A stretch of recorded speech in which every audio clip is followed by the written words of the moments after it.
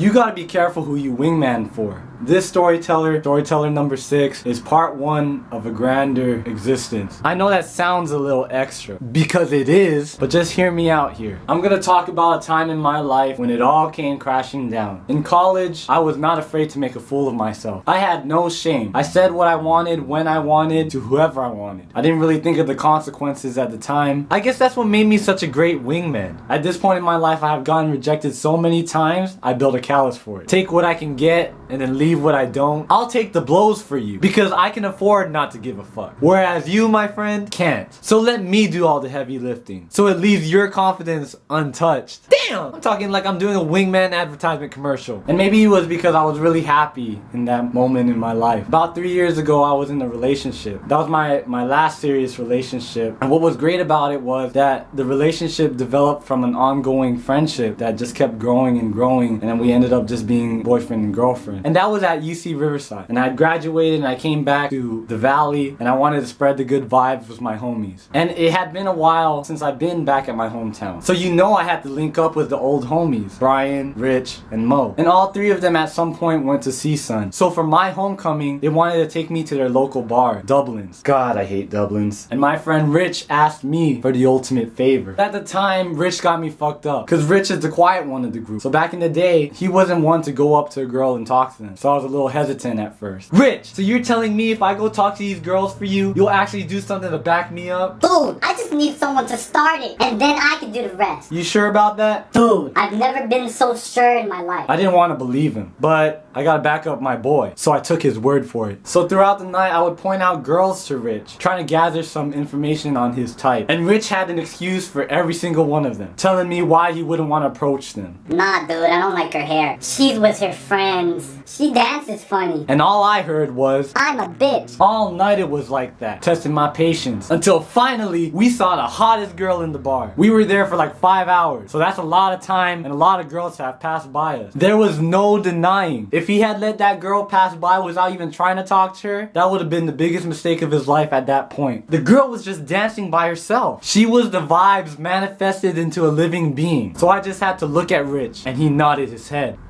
So I deployed. So I walked up to her with Rich not too far behind me. She's just dancing, waiting for someone to talk to her. The music blasting. Baby, won't you come, man? All I gotta do is put my mind to this shit. Goddamn. So I come up to her, I spit my game real quick, hyping Rich up. Yo, my friend over there thinks you're cute, wants to dance with you, maybe buy you a drink. And you know the music's blasting so loud, she comes closer to me to whisper, I want to dance with both of you. In my head, that's the best response I could have gotten that night. That's perfect. I could be there until Rich gets comfortable. And when he's ready to take full charge, then I can slip out so he can get the slip in. That's poetry if I ever did hear it. But this is where it gets all fucked up. Instead of following through, and I'm sorry, I'm giggling at the thought of it because it's just such an unbelievable thing. Oh my god. This dude starts to visually fuck us over, right? I'm gesturing him to come over and he's just nodding his head. You know, and imagine how that looks. I'm standing here with the girl and he's just like, it was like I was making him do something he didn't want to do. And I'm like, wait, aren't I here because of you? Motherfucker. It was a visual representation of his bitchness that night. And I'm begging him at this point. Come on, Rich. She's down, man. What are you waiting for? What the fuck is wrong with you? And he's just there. It was like he could choose the speed at which his head was shaking.